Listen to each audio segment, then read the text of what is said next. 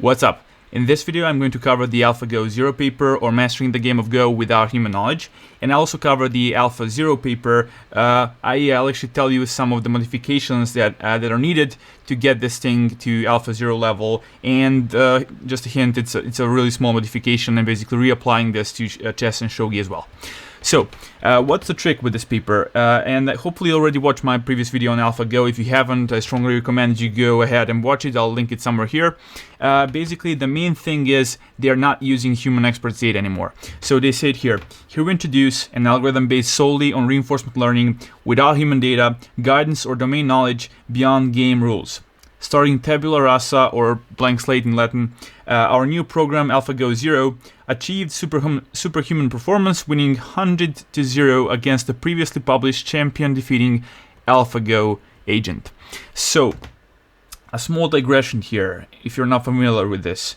Basically, AlphaGo is a lineage of agents. Even though they published these two papers, or actually three, and then later MU0, there were a couple of more iterations in between, so it's kind of a spectrum.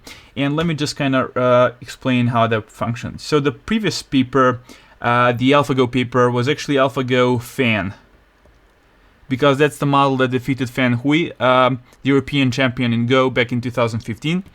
Then they had AlphaGo Li, which defeated Lee Sedol back in 2016, and that's the famous match where Lee Sedol lost 4-1, and that was the first time that an agent and an algorithm could defeat the Grandmaster in Go. And finally, they built something called AlphaGo Master, which basically won 60-0 against all of the best Grandmasters in Go in 2017, I think. And finally, we're here, AlphaGo Zero, which is basically the best iteration so far, and the only version that's not using human experts' knowledge. So going from here to here, it's a kind of a spectrum where the amount of compute, like both the efficiency of the algorithm was improved, as well as the amount of hard-coded data and heuristics was kind of slowly going down. So finally, Zero doesn't use the human data and is much more efficient. So yeah, that's the paper we'll be reviewing in this video. Anyways, so let me see what the differences are between this paper and the AlphaGo paper. The first one is, so first and foremost, it is trained solely by self-play RL. That means, if you remember from the previous video, that we won't be having these networks anymore. So the SL policy is gone because this one was trained on the human experts data. The fast rollout policy is also gone. So those were the two tasks that were leveraging the human experts data, and we're left with these two. But let's see what else is different. So second, it uses only the black and white stones from the board as input features. So that means we're not using anything additional heuristics and handcrafting of these features. We're just using the raw board data, and we just stack a couple of those because we need some prehistory in order to play this game optimally, and that's the only thing. So we're basically using raw board data, and that's it. No handcrafting, no domain knowledge integrated there. Third, it uses a single neural network rather than separate policy and value networks. So that means we're basically merging these two together. So we'll be adding this, we'll be combining somehow these two into a single network. And finally, it uses a simpler tree search that relies upon the single neural network to evaluate positions and sample moves without performing any Monte Carlo rollouts. So again, if you remember from AlphaGo paper, when we were doing the Monte Carlo tree search and we got to the leaf position, so this is some state, and we basically did two things. One was to pass the state into a value network. The second thing was to do a rollout, basically playing the game until the end with this fast rollout policy, so basically with this thing, and we'd get some value, and then we'd back propagate those two information so that both the value and the rollout outcome up the tree. Basically, we don't have this anymore, and that's the new modification that they introduced. So it's much simpler. So if you take a look at it, this thing is so much simpler in every aspect. We don't have this. We merge these two together, and the MCTS algorithm is simpler. So and we also achieve much better results. So that's quite impressive, if you ask me. Okay, hopefully you got some intuition of the differences between AlphaGo Zero and AlphaGo. So let's continue. So let's see what the output from the network actually is. So basically it's a tuple. We have the policy vector, and we get the value scalar coming from the network. So the vector of move probability is P, represents the probability of selecting each move A, including the pass. So additionally, if you take a look at the AlphaGo implementation, I think they didn't have the pass move. So they just had the output vector. The policy vector was just 19 by 19 flat vector. So basically 361 dimensional vector.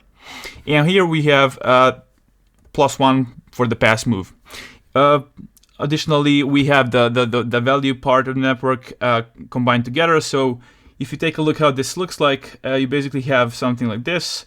This is some kind of a CNN, and then we have two streams coming off on top of this. So this thing is the policy part, and then we have the value network. So this is our new model. Hopefully this is clear enough. And additional detail is they're using ResNets instead of CNNs. So previously in AlphaGo they were using plain old convolutional neural networks. Now they're using ResNets, and hopefully you're all familiar with those. So basically what ResNets did is they just kind of added this residual connection, which will add the feature maps from the previous layer on top of the process features, and they show that by adding this small trick they can train much deeper networks, and this was one of the major points in the deep learning history.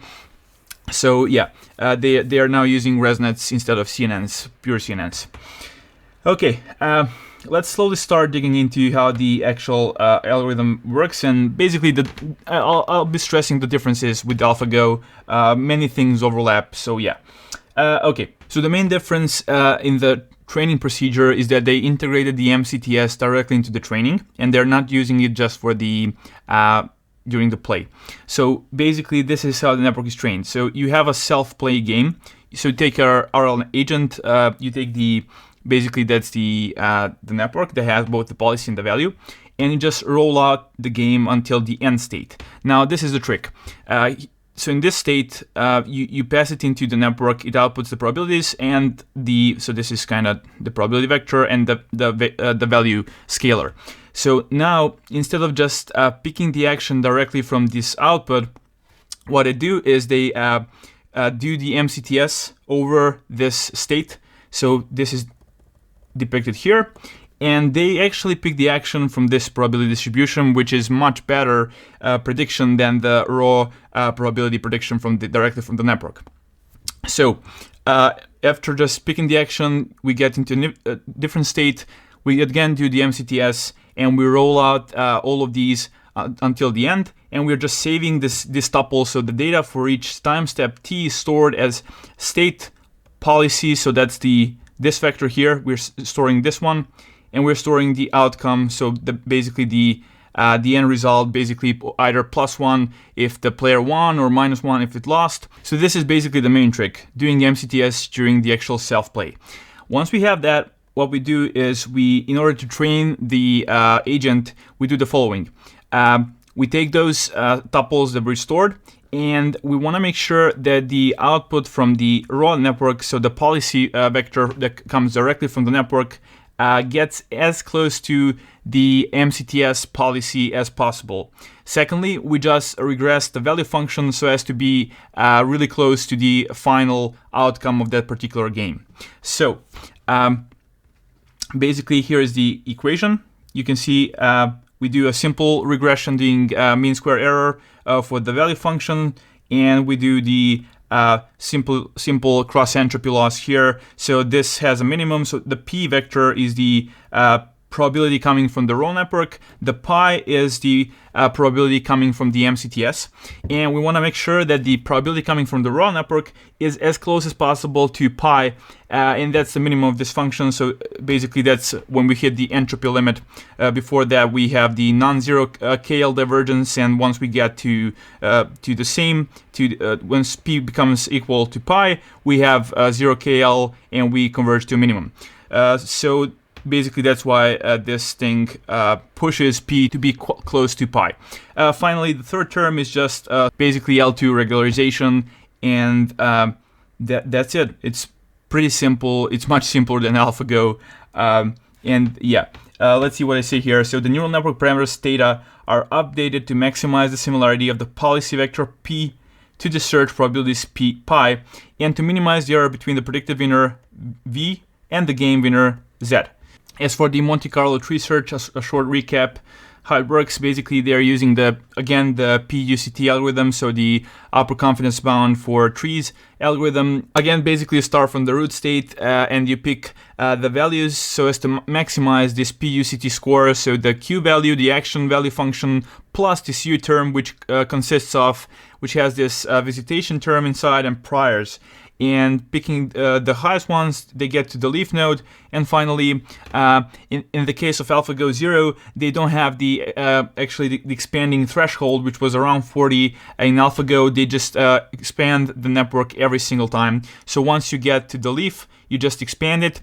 And basically what it means is you pass that state into the network, and it will output the probability vector and the value, and you'll be backpropping that basically backupping the value function up the tree, and you'll be using the p as the priors for the next nodes in the tree. So basically next time, if one of the threads comes here, it will pick up one of these children, depending on the PUCT score. So maybe come here, it will again expand this one, and that's how we actually build up this Monte Carlo tree search.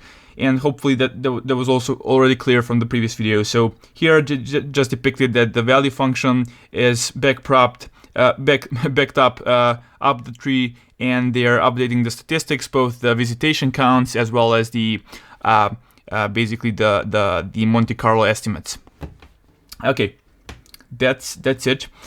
And so they said here, over the course of training, 4.9 million games of self-play were generated, using 1,600 simulations for each MCTS, which corresponds to approximately 0.4 second thinking time per move.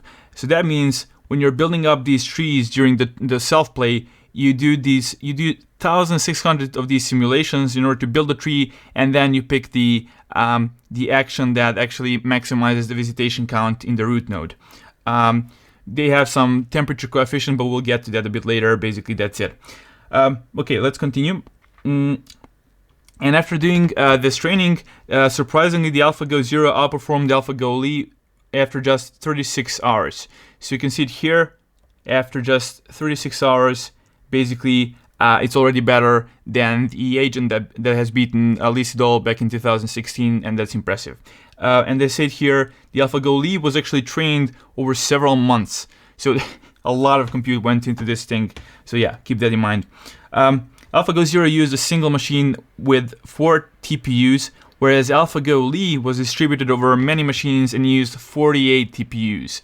AlphaGo Zero defeated AlphaGo Li 100-0. So that's some serious performance that we got from this pure self-reinforcement learning approach. And that's amazing. Again, you can see the curves here. The dotted line here is the Li method. The purple one is actually the same architecture as the AlphaGo Zero, but just using the human experts data, and you can see it can't achieve the ELO score as high as AlphaGo Zero. Okay, looking at this curve here, we're trying to see how good these networks, both the AlphaGo Zero as well this supervised learning network, how good are they predicting the actual moves that human experts will make. And you can see that the supervised method is actually better here. And that shouldn't surprise you, because the goal for AlphaGo Zero is not to be better at predicting human experts move. It's to be the best agent, the best player. And that doesn't necessarily correlate with human play. And we'll see that exactly happening a bit later, where AlphaGo Zero discovers certain josekis. So those are some corner sequences in Go. They weren't discovered by humans prior to this agent. So that's awesome. And we can see it here, actually, looking at the MSc of professional game outcomes. So the AlphaGo Zero is much better at predicting the final outcome of the games than the supervised approach. So that means if you're in a particular state and we just basically pass it through the network, it will be better at predicting the final outcome in those games played by humans than the SL network. So yeah, this is actually more important than this chart. Keep that in mind. Okay. Aside from that, they try to decouple the contribution that came from the algorithm and what came from the actual architecture improvement, because they're using ResNets, if you remember. So looking at these charts here, the leftmost this leftmost network is actually a dual ResNet, meaning dual is because we have a single architecture that outputs both the policy as well as the value. And here we have the CEP conf, that's basically single network for both the policy and for the value network. So that's something AlphaGo used, and it's using the simple CNN instead of ResNet. And you can see that the ELO rating goes up, so everything else is pretty much the same, and we get a huge boost just from the architecture. And these are the other combinations, so just using separate ResNets and using dual architecture but with CNNs. Similarly, looking at the prediction accuracy of the human players, this one is actually a bit worse. But looking at the MSE of the game, so just regressing the outcome, this one is the best. And finally, this architecture gave them the best results, so that's what they're using. Okay. One more detail, they say here, this is partly due to improved computational efficiency, but more importantly, the dual objective regularizes the network to a common representation that supports multiple use cases. So the idea here is the following. So you have a CNN, and since you're training the policy, so this is the policy vector here, and this is the value scalar. So when you just do your gradient update of your network for the to get closer to the MCTS probability vector, you're updating these features, but these features are subsequently used by the value stream here. And so basically, whatever you do, you're improving both the value and the policy, and you're basically figuring out the features which are good for figuring out both the policy and the value, and that helps boost the performance. Okay. Let's see some of the knowledge that this network learned during this training. And in this chart, what you can see in the top row here are some of these josekis I mentioned. And I don't know how to play Go, but I know enough to just kind of understand what's happening. But if you're familiar with Go, maybe this will be even more interesting for you. Basically here you can see these are the josekis that humans play. And you can see that the AlphaGo Zero actually reinvented these at some time during the training. So this first joseki was discovered like maybe around 10-hour mark.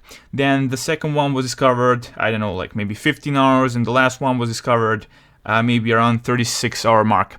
And that's super fun. And we'll later see how the frequency was increasing. So at one point of the training, it was heavily using one of these josekis, and then it kind of just ditched them away because they were actually worse. It found some better patterns and started using those. In the second row, what we can basically see are the josekis which were the most frequent josekis at that part of the training time frame. So basically, if you take a look at, I don't know, maybe this one, so around the 48-hour mark, it was heavily using this particular pattern. And yeah, and finally, the last row tells you, basically shows you the games. So these are just, so we take this maybe 3-hour mark, we take the one particular self-play game, and we just plot it here, and you can see how it evolved. So here it was playing really greedy and clustering all of the moves, the black and the whites, in the same region of the board. And as the game progressed, we came to these more subtle. Again, I don't understand Go, but I was after reading the paper, I understand this. So basically, here it's leading multiple battles distributed across the board, and it's much better player now after 70 hours than at the beginning. So those were some of the knowledge that the AlphaZero basically rediscovered, and that's pretty damn impressive if you ask me. Okay, let's continue and see what's up here. Okay, so they say here ultimately AlphaGo Zero preferred new joseki variants that were previously unknown. I mentioned that already, so that's pretty much fascinating. Surprisingly, this letter capture sequence is one of the first elements of Go knowledge learned by humans, but they were only understood by AlphaGo Zero much later in training. And that's cool because that suggests also that it's not constrained by any way by the human priors and knowledge. So it actually discovered something that was obvious to humans much later, but it also discovered some things that were not obvious to humans. And that's awesome. And they say here, the humankind has accumulated Go knowledge from millions of games played over thousands of years, collectively distilled into patterns, proverbs, and books. In the space of a few days, starting tabula rasa, so blank slates, totally random, AlphaGo Zero was able to rediscover much of this Go knowledge, as well as novel strategies that provide new insights into the oldest of games. And they're just romanticizing here a bit. Okay, basically, it's pretty awesome. And looking at the charts, you can see that the AlphaGo Zero beats AlphaGo Lee after just a couple of days, and then starts being better than this AlphaGo Master version after 30-something days. Again, some similar chart here. Basically, this is the AlphaGo Zero performance. This is the Master, the Lead, the Fan models, and finally we have some commercial Go programs, which you can see are much worse than even the AlphaGo Fan. And then we have this basically open source Go program, which is even worse.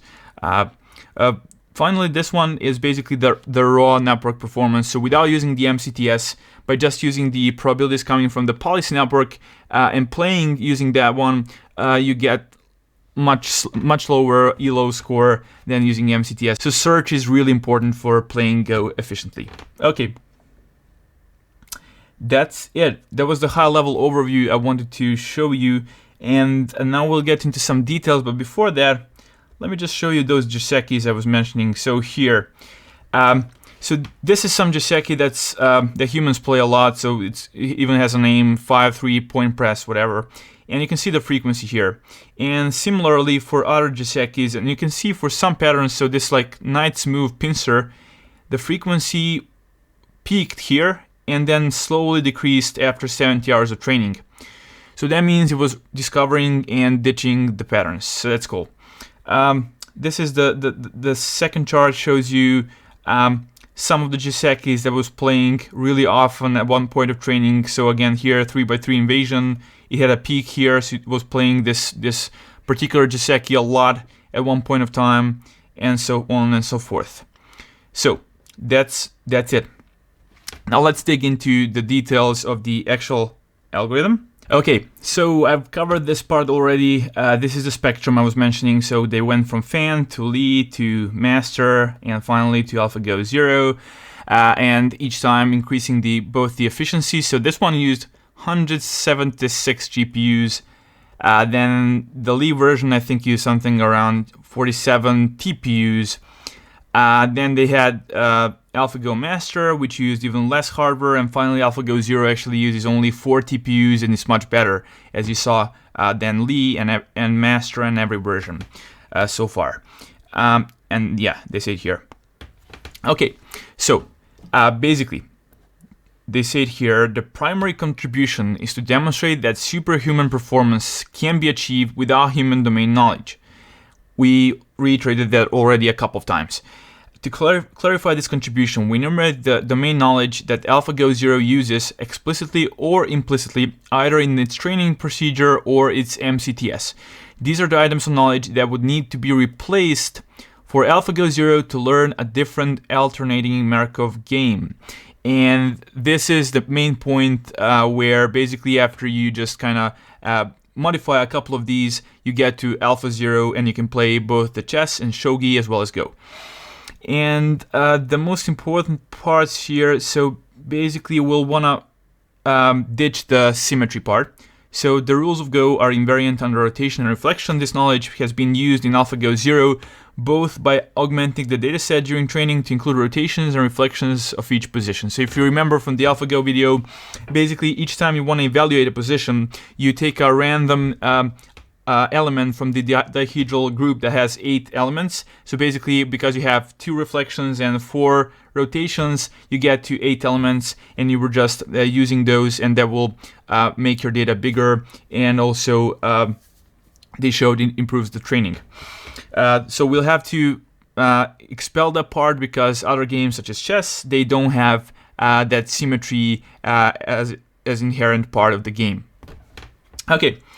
Some details here. So the Monte Carlo tree search parameters, some Bayesian optimization was used to figure those out, and this is a really important part. So AlphaGo Zero's self-play training pipeline consists of 3 main components. So the first thing is neural network parameters are continually optimized from recent self-play data. That's the first part. And AlphaGo Zero players are continually evaluated. That's the second part. And thirdly, the best performing player so far, this alpha theta star, is used to generate new self-play data. And let us see how that exactly works. So you basically have something like a replay buffer, and I'll draw it like this. You have the current best network, and I'll just draw it like a box.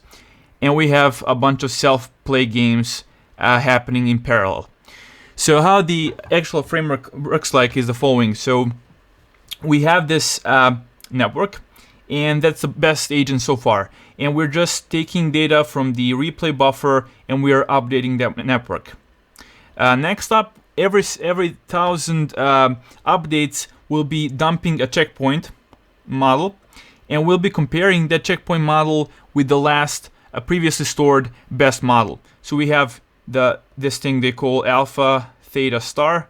So that's the best agent. And interesting fact is that this agent, so let me draw it like a rectangle. Basically, they use those weights in all of these self-play threads. So when one of these self-playing threads finishes, it will want to start over again. So we'll just pull the best parameters here, and it will be using that network weights to play the game and store. It will be storing the tuples. So we mentioned, so the S, the pi, and the outcome of the game. So those tuples will be stored back in this storage. So that's how the dynamics of the whole pipeline works. So I haven't finished this part. So once we dump the checkpoint, what we want to do is we want to do evaluation. And basically what they did is they play 400 games between this checkpoint and between the best model, and whichever model wins, that's the model we'll be using for all of the next self-play games. So the next self-play thread, so if this one finishes and wants to start over again, it will just pull the newest, the best parameters, and it will start playing the game. So that's roughly how this thing works. And now let's see some details. They say it here again. The optimization process produces a new checkpoint every 1,000 training steps. If the new player wins by a margin of over 55%, then it becomes the best player, and is subsequently used for self-play generation, and also becomes the baseline for subsequent comparisons. So I mentioned that part already, and it's playing 400 games. We're playing 400 games between the checkpoint and the best model in order to figure out whether it's statistically significantly better than whether the checkpoint is better than the best model so far. Okay, so now that we have the best player, let's see how we can use those weights in order to play these self-play games. So the best current player, alpha theta star, as selected by the evaluator, is used to generate data. In each iteration, alpha theta star plays 25,000 games of self-play, and it uses 1,600 simulations of MCTS to select each move. Okay, let me draw it here. Basically, this is the self-play thread, and it just fetches the newest weights from the alpha theta star. And they said here, for the first 30 moves of each game, the temperature is set to 1. This selects moves proportionally to their visit count in MCTS, ensures a diverse set of positions are encountered. That means if this is the initial state of the self-play game, so that's the initial board state, we play for the first 30 steps, so this is 30, we play using proportional sampling. That means the following. So if I just zoom in into this state, so this is some state 0 in this particular case, and once we do the MCTS and we find the probabilities, we'll be using, we won't be doing a greedy sampling, we'll be a greedy policy, we'll just take the proportional sampling. So if we have something like this, maybe some distribution like this one, that means this action will be taken the most often because it has the highest probability. So that's for the first 30 states, and that ensures that we have some kind of, because we're constantly using the same model, this ensures we are having some diversity in the initial positions, okay? So that's the first part, and then we start playing, from this point on, we start playing greedy because the temperature goes to 0, and that means so that means this one will get transformed into this. All of these will be 0, so that's 0, that's 0. This one will be 1, so we'll be picking the highest probability always. Okay, so then they say the following. Additional exploration is achieved by adding Dirichlet noise to the prior probabilities in the root node as 0. So if we take certain state here, and we zoom in again, and before we even start building the MCTS tree, what they'll do is they'll add the noise into the root priors themselves. So once we get the initial priors, those will get, by passing the state into the our model, into the network, we'll modify these priors using the Dirichlet noise, which will ensure there is some randomization in how do we visit how do we explore the MCTS tree, and that will additionally enable us to have a diverse set of tuples, which will be fed back into the storage, into the replay buffer, which again is used by the currently best network to update its weights. And that's pretty much it. This is something you should know from previous video. Basically, we're storing statistics of visitation counts, cumulative Monte Carlo estimates, the action value function, and the priors. Okay, here PUCT. We saw this one, so basically, depending on the visitation counts, the more you visit some state, the smaller the U becomes, and basically that means you depend on the action value function to decide whether you want to pick that edge or not. Okay, additional detail. Positions in the queue are evaluated by the neural network using a mini batch size of 8. The search thread is locked until the evaluation completes. So this is a bit different compared to the AlphaGo model because it used to use a synchronous policy. Here, on the other hand, what this means is basically on the GPU you have, so this is a GPU, you have the network, and you just make a queue here, and it has 8 slots, and basically you need to wait for the 8 threads to reach the leaf node and to push it here, and then we'll just in a single batch we'll produce the priors as well as the values, and then only then will those threads resume. So they are kind of synchronous. So that's a detail that's new to AlphaGo Zero. They continue using this virtual loss, which, if you remember, if we had some so this is the root of the MCTS, this is the leaf. Basically, the virtual loss will make sure that these visitation counts are, so if these are the states and the squiggly lines are the actions, it will just maybe do -3 on all of the states for the visitation, and that will reduce the U part of the key of the PUCT, which means all of the other threads which are building up the MCTS tree will be less likely to take this exact route to the leaf node. And that's the whole point, because we're already exploring this one. We just have this virtual loss thing, which discourages other threads to explore the same path. Okay, finally, we're using exponentiated visit count. Basically, so this is the visitation counts, and this is the temperature coefficient which we were mentioning. So the first 30 moves are being played proportionally, and then this temperature drops to 0, which makes sure that we're just picking the highest probability action. Okay, let's summarize this. The principal differences are that AlphaGo Zero does not use any rollouts. It uses a single neural network instead of a separate policy and value networks.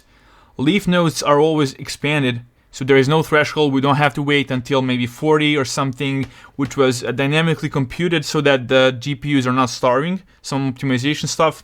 And so we just expand it as soon as we encounter a leaf node, we expand it, and each search thread simply waits for the neural network evaluation, so it's synchronous, rather than performing evaluation and backup asynchronously.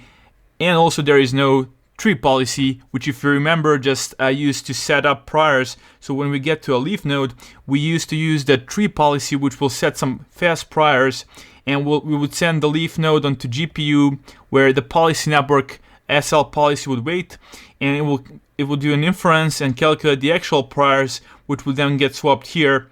But here, so this is basically a placeholder network, and we don't have it anymore. So much less details. Actually, it's an easier algorithm. We're just using reinforcement learning, and we got better results. Whew. Okay. Hopefully you got something out of this, and now I just want to make it clear what the differences are between this model and the AlphaZero. So that's just a small additional step, if you ask me. I don't think there was anything significant that happened there. Okay, here's it.